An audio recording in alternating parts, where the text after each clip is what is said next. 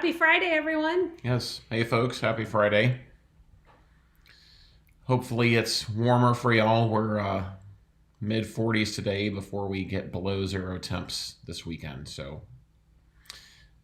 I wish it were flipped so we could enjoy the outdoors, or at least not be frigid when we going outside. So That'd be nice. Yes, and we do have plans this weekend. John's birthday's coming up next week, so we're celebrating by going out to see Jerry Seinfeld. Him and Jim Gaffigan are coming to Omaha tonight, so we're looking forward to some laughs. Yes, most definitely. He is. I don't know how many times through I've watched Seinfeld. Yeah, Favorite too TV many show to by count. far. Yeah, yes, and first time seeing him live, so I'm looking forward to it. But yeah, anyway, there's quite a bit of streaming news this week, so we're just gonna and a full slate of playoff games this weekend. Yep. So we're gonna get into that. First, I'll go over some of the deals out there like usual. YouTube TV scrapped their $23 off a month deal this week, so they are offering it for 6 months for $10 off. So if you remember, that's the price that they used to be before the price hike, and the same deal that same retention offer they were extending to a number of subscribers. So it's not really a deal, just the same price that you were paying for the next 6 months. And they currently have a 10-day free trial as opposed to 3 weeks, which is last week. DirecTV Stream is still with their $15 and $20 off a month plans, and Sling is currently half off, which is a pretty typical deal for them. So as Nicole mentioned, this week is playoff weekend, divisional playoff weekend.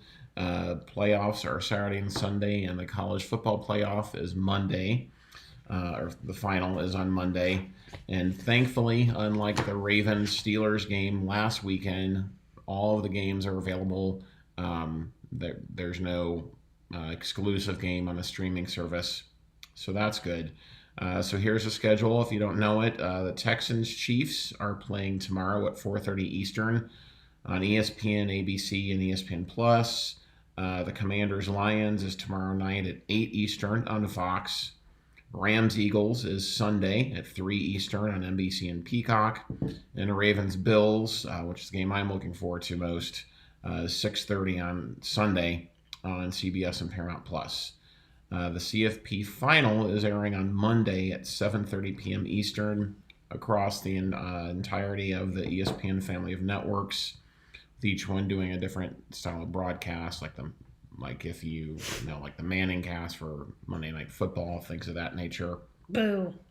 But notably, the game won't be on ABC. So it's going to be on anything that's ESPN, not on ABC.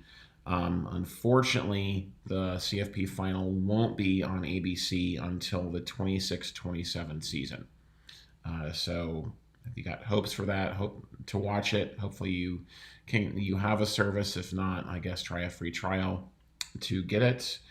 And speaking of football, I feel the need to qualify my double thumbs down on the Manning broadcast, but I think any Chargers fan would agree with me that I still hold a grudge against Eli Manning.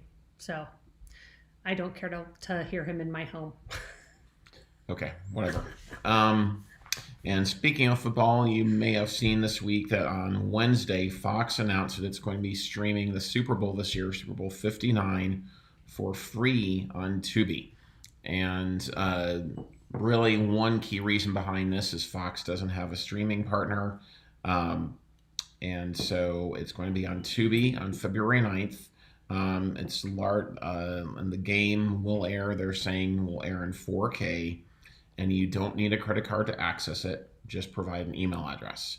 And I've seen speculation of what this will do to all the big services if fewer people will sign up to get a free trial or use the service, or even cancel their service if they're like us and only keep a live service through football season and then cancel.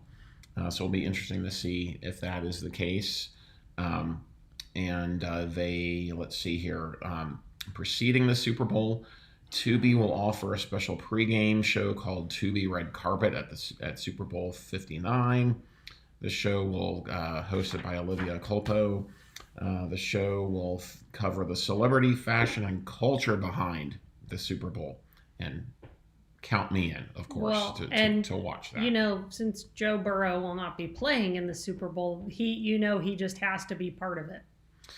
Yeah. If anyone follows his fashion choices leading into games, that should be interesting. So all of that content is going to be free to watch, which is good to see, and hopefully it goes off without a hitch, and there's not any tech issues with people trying to access it, but will be available worldwide, from what I read. So that's a good thing. Yeah, it is a good thing, and you can be on the lookout. We're going to post a Tubi video. We've done reviews of it, but we'll have a new one coming out on some features and things that you may not be aware of if you're going to be trying it for the first time to watch the Super Bowl. That's great. Do know that you do have to create an account, and we'll have a video coming out more about that too. It's free. It just requires an email address, but they will have the game behind a registration wall for it. But like I said, no credit card is needed. No credit card, and we'll be doing a video closer to the game on watching the Super Bowl on Tubi and other options there if you can't get it via an antenna or something like that. You know, that's a great question, Larry. That's a tough one for me. I don't really care for either one of the schools, but Will Howard won the conference for us at K-State, and so I'm pulling for Will. I hope he wins. It's one of those mixed bag things, but I hope Will does well and is able to win. We wish he was playing for the national title for K-State, but not that K-State would be spending $20 million plus on a roster for 1 year, but yeah, especially not after what happened with our basketball team so far this year. Yeah, so but that's diving into. We need a separate YouTube channel just on K-State sports. Yes. Anyway, on.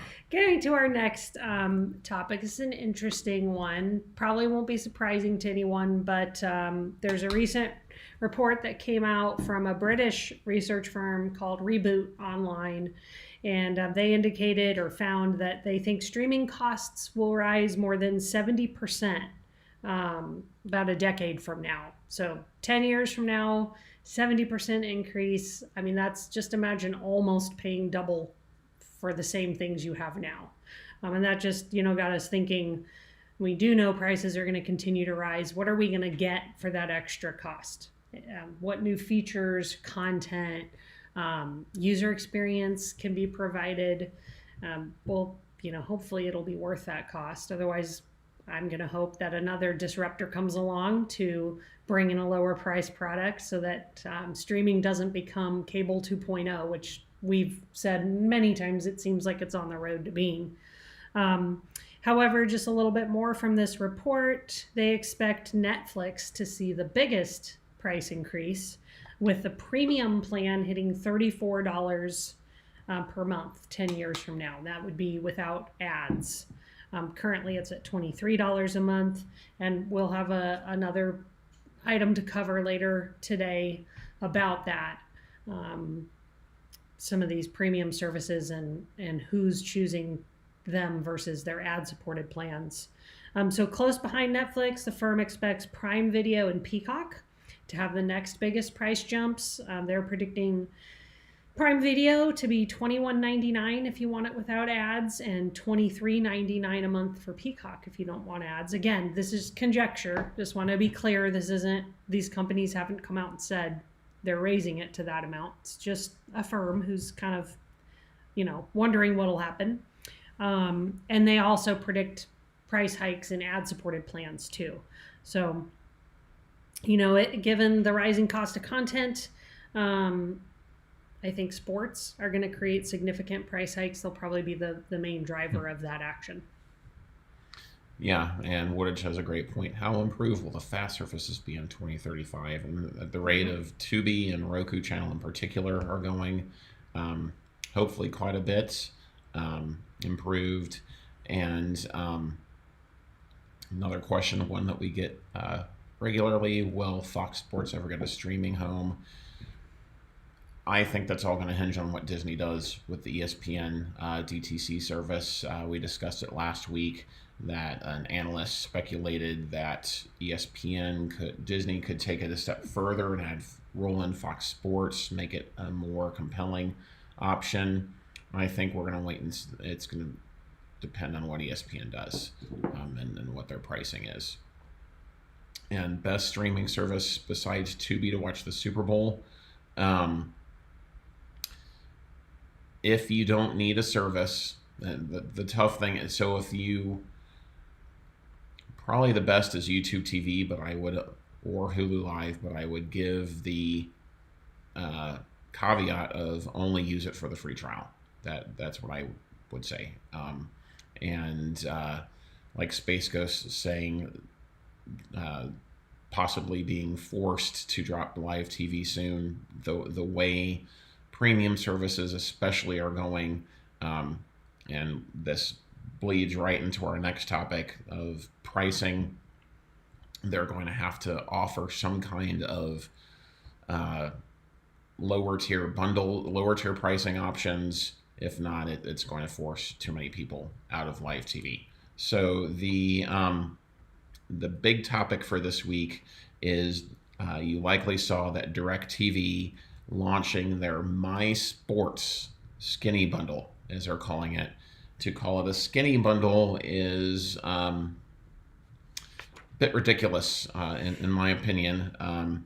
So it's designed as a customizable, as they're calling it, sports channel bundle for streaming users. The service aims to fill the gap left by Venue Sports' demise and offer a tailored approach to sports content delivery. And they're really high on their product. And this quote from CEO Bill Morrow, quote, "The introduction of MySports from DirecTV delivers consumers greater choice, flexibility, and control to select the type of content they want to watch at the right value. This is the first of several genre-based options we plan to launch over the coming months on our path towards a brighter TV future for consumers." You know, he makes it sound awfully rosy, and like DirecTV is going out of their way to offer something better and more customizable and more affordable for us as the consumer. And yes, I would agree with that comment. So it's available. It's a standalone option. It's available to both DirecTV streaming subscribers or people that just, we're not subscribing to them. So if we wanted it, we could go get it. It's not going to be rolled out to DirecTV satellite customers. And pricing is going to be at a astronomical $69.99 a month. But if you sign up by the end of February, by February 28th, users will receive a $20 per month discount for the first 3 months, so taking it to $50. And totally agree with you, Space Ghost, and others are saying this. It just seems like a reskinning of Venue with some tweaks to it. It's not currently available nationwide and is going to be launched in 24 major market areas. And Nicole, do you have from their site the areas that it's going to be in? Yeah, if you want to keep talking, I'll bring that up. Yeah, okay, so it's going to be in 24 major market areas, so not nationwide.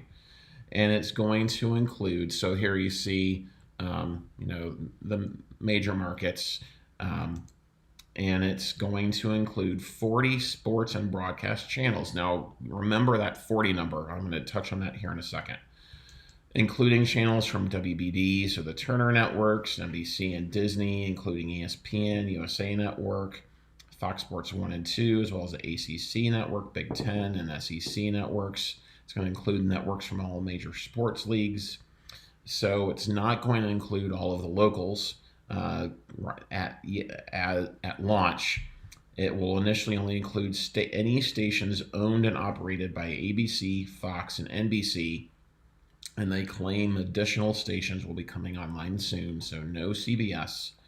And ESPN plus other locals, they say, will be added in at some point in the future at no additional cost.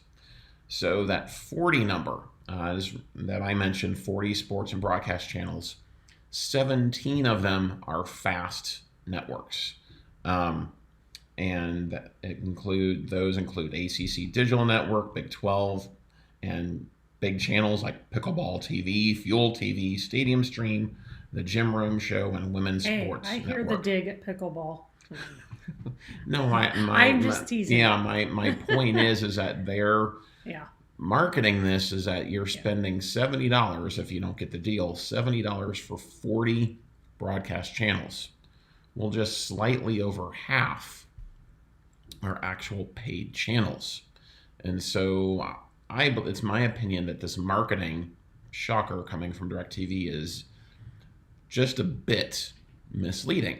Because, not to mention who they're comparing it to here. They don't have any of the other non-sports channels that these three services would offer. Yeah. So, it's good to get those free fast services, but when they're marketing it as 40, it's not really truly 40, because I've not done the research on this, but I'm sure you could get a number of these sports fast channels on other platforms. Yeah.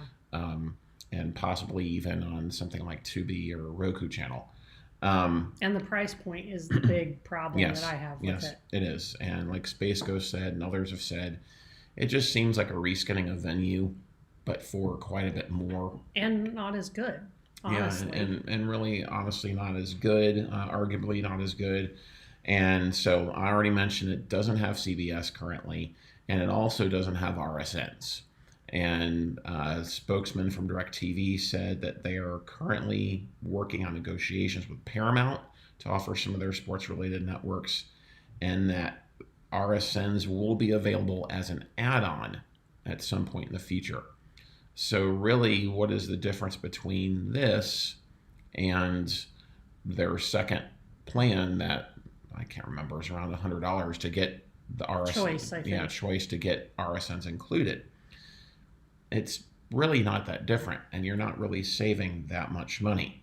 And they're marketing that no contracts are required, and offers an unlimited DVR 4K capability, and gives a 5-day free trial. And some important notes to consider: this is only, as I said, only $17 cheaper than Entertainment, their lowest package. And it's only $13 cheaper than YouTube TV and Hulu Live. And as Mandy said, if push comes to shove, right, why not just get a service like Hulu Live, which has the added value of the Disney bundle. YouTube TV is a great platform as well, generally speaking. And also, it's $25 more than Sling. And I think it was TV Answer Man put out an article this week comparing Sling with all of this, with the sports add-on and all their sports channels. It's only $3 more expensive than MySports. Now, yes, you may not get your locals, depending on where you live, but it's only $3 more.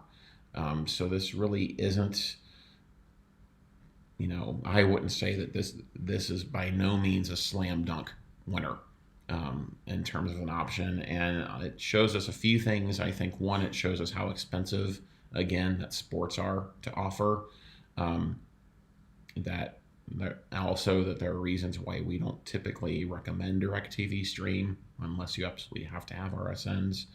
And it also doesn't make us hopeful of the other genre-specific skinny bundles that they're going to be putting out, which they claim are going to be coming out in the first half of this year.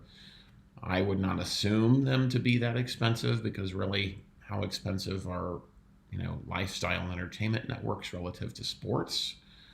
But it doesn't make me terribly hopeful. And the Wall Street Journal actually reported this week that DirecTV says that most of their consumers watch fewer than 30 networks, fewer than 30 channels. So I would be curious how that compares against YouTube TV or Hulu Live or Fubo. I wouldn't imagine that it's that terribly off from that. But I'm glad to see a first step, but I'm not overly hopeful for what we're going to see in the future. And Woodage, speaking of Sling, that's actually our next item to cover. And you're right, it was nice to see them finally add that in for the free stream. And it's made us wonder when will some of the other leading fast services do that. Yeah, and I know that we were able to get it pretty soon after they launched, but I know you have mentioned it a number of times in past live streams that you didn't have access to it. So glad to hear that you have it. So something else Sling is doing that we wanted to cover quickly is they have now, they are allowing you to pause. Let me just start over. So yes, you can pause or cancel your subscription. We know cancellations are inevitable. Heck, we encourage them signing up, trying canceling when you're done just to save money. However, when you cancel, as those of you who've done it know, it can cause you to lose your recordings and customizations that you had set, kind of resets you back at square one with that platform. So some platforms, I know Hulu has done this, Sling even, or maybe not Sling, sorry, I'm thinking of someone else, but have allowed you to pause it for up to a couple of months. So Sling has toyed with different pausing strategies in the past. They launched a new option this week called Pause Extra. And so that's what we wanted to cover. So if you subscribe to a $5 price paid pause bundle, that includes AMC Plus, access to your DVR recordings, and access to Sling Free Stream. And so here's how that works. So you would select how long you want to pause your subscription. You can choose 1, 2, or 3 months. And then those pause dates coincide with your billing cycle. So if you signed up on the 18th of the month, then you would have the option to pause till the 18th of 1, 2, or 3 months down the road. Once your subscription's restarted after your choice, your credits accrued during that time are applied back to you on your following bill. And that's what we think is interesting. So for example, if you choose 1 month, you get $5 off. 2 months is $10 off. 3 months is $15 off your next bill. We like that. Customers that are taking advantage of promotions, such as like a prepaid bundle or annual plan or a free trial, if you're only using gift card as payment, or if you signed up through your devices or through an affiliate retail partner. Sorry, there's a lot of caveats here. Amazon Pay, Google Billing, Apple Billing, Roku, PayPal. You are not eligible for the Pause Extra on your subscription at this time. But I guess if you sign up through Sling directly, you would be able to take advantage of this. So, we'll see. Could this be the start of a new trend? Last week, we talked about the upgrade of the DVR to move from 200 hours to unlimited for that same $5 cost. It's just another quick little Sling note. That's now official. So sorry, I do have a little screenshot on that. Sling DVR Plus is now unlimited, and Sling, their senior vice president of product and operations said, with unlimited DVR and exclusive auto record, Sling TV continues to redefine what value and convenience look like for streaming customers. So we didn't see it on the site yet, but given the press release here, it's just a matter of time. We really should start seeing that up there pretty soon. Yeah, and some comments on the comment section. I agree entirely that Roku channel adding some kind of DVR would be huge. It would be pretty significant. And, it doesn't even really need to be that significant. Just adding something for people to use. And another question on Fubo and Hulu regarding the merger. The Hulu on demand, so the Hulu originals, that's as of now and what's been communicated, and I would anticipate it to stay that way, is Hulu on demand is separate. It's kept outside of this. So yeah, it's just Hulu Live and Fubo. And speaking of Hulu Live, Disney is now facing a potential class action lawsuit over ESPN. Came out this week. We spoke about the venue demise last week at length, which was a joint sports venture with Disney, Fox, and WBD. Now, a Fubo subscriber has filed what they're hoping to be a class action lawsuit against Disney, alleging, shocker, anti-competitive practices involving ESPN's carriage agreements. The suit was filed in New York federal court on Tuesday. It claims that Disney's ownership has what they call enables it to extract monopoly rents in the streaming live pay TV market by forcing services to carry non-ESPN content to access the sports channel, which must then be included as a part of the cheapest package for consumers. The lawsuit also claims, quote, these anti-competitive tactics restrain competition from rivals to Disney's Hulu in the streaming live pay television market and forced independent streaming services such as Fubo to charge higher prices to their customers than they would in a free market, unquote. And the suit emphasizes that Disney's tactics have contributed to rising subscription prices across the live TV streaming market. And Disney has not issued a public statement in relation to this, but is reportedly preparing to defend its business practices as one would expect them to do. And it's also important to note that Disney is already facing a similar lawsuit by a group of YouTube TV subscribers from 2022, but damages aren't allowed in that one. And so this has been, most people know that watch any kind of TV and that live sports is a significant driver of cost. As we mentioned last week, $10 billion was spent last year by services to get access to streaming rights. That is only going to drive up the costs. But when you have a arguable monopoly like Disney, arguably forcing you to pay more for that just to get extra channels and including it in the lowest price tier, it just makes it worse.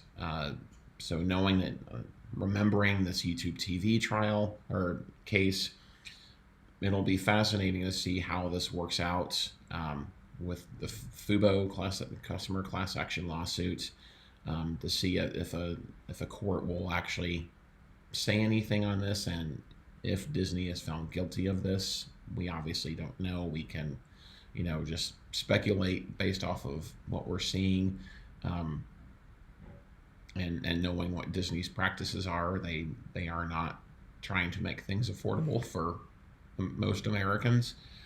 So yeah, we'll continue to watch this, and I would love to say it'll mean something for us as consumers is better, but I don't believe that would be the case. Yeah, they sure have a lot of money tied up in sports rights, so I don't know. And sorry, I'm also thinking about the question in the chat about will Fubo and with them merging, are they going to stay separate? Yeah. So anyway, we have a predictions video coming out soon where we talk about that a little bit too, so y'all can tune in and see what we think. But looking at the streaming market, our last item is just interesting research that came out I wanted to share with you. So Streamable reported on a survey from Just Watch. As you can see from the chart here, it shows that Prime Video actually has the largest market share in the streaming space, just slightly above Netflix, which has, so Prime Video has 22%, Netflix has 21%. And this, an important note, sorry, this was as of the end of last year, end of 24. Yeah, thanks. They have, Netflix has around 300 million subscribers worldwide. And then you can see from the chart here who rounds out the other top services: Max, Disney Plus, Hulu, rounded out the top 5 with 13, 12, and 11% respectively. They are followed by Paramount Plus and Apple TV at just under 10%. And notably, look at Peacock down there, 1%, really lagging behind. So it'll be interesting to see how this continues to play out this year, and if they might pursue more bundling options outside of the Xfinity Stream Saver bundle with Apple TV and Netflix, for Peacock specifically. And then another thing to note here that we thought was interesting is that TVB Research had a survey. Bring that up here for you guys.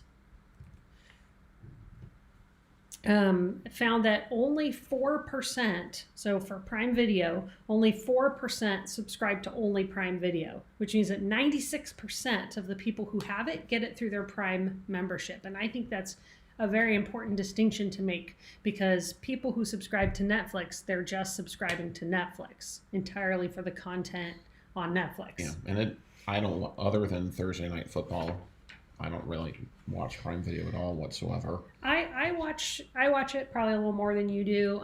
They have had some good originals on there that I've enjoyed. I just think their frequency of putting out new content isn't high enough to really maybe keep more people consistently coming back to it. And certainly I would think for a standalone service, I don't know that they have enough new content coming out to warrant that. But I just think, it's telling that, why do they have that market share? It's probably, 96% of the users just get it for free as part of their Prime membership. So I wonder if Amazon took away free shipping from Prime, how many people would continue to be members?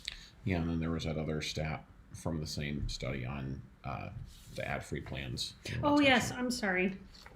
See, this is why I have John here. He keeps me on track.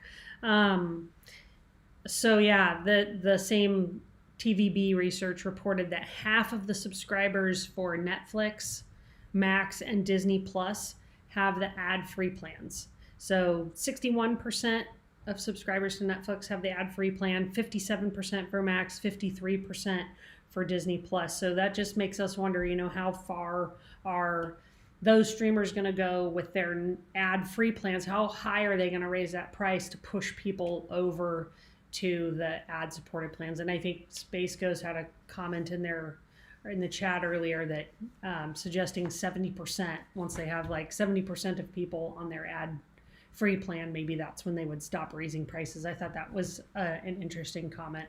Yeah, and it'll be interesting to see how, if Prime, if Amazon ever were to spin off Prime Video and not offer it as a perk, and just the reality of the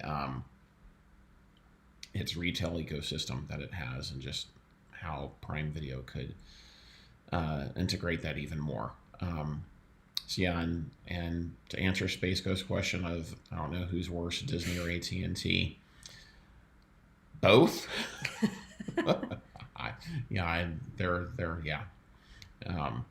Disney might at least make you feel a little better when you call them than AT&T. No. Not that the results are any different.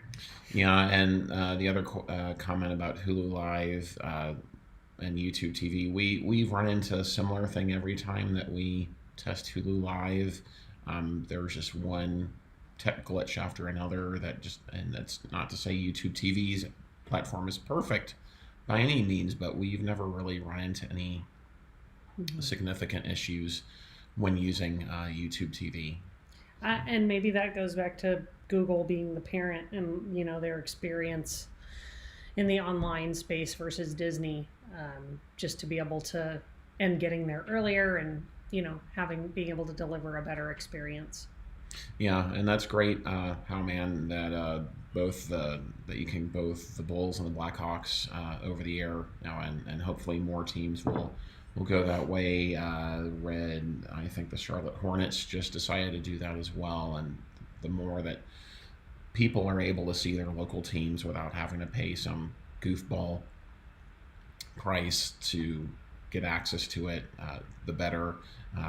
There was an interview this past week with Bally Sports Network is now Main Street Sports, and they're thinking of tinkering with pricing to possibly offer lower pricing, which at $20, our experience with the platform was by no means worth it.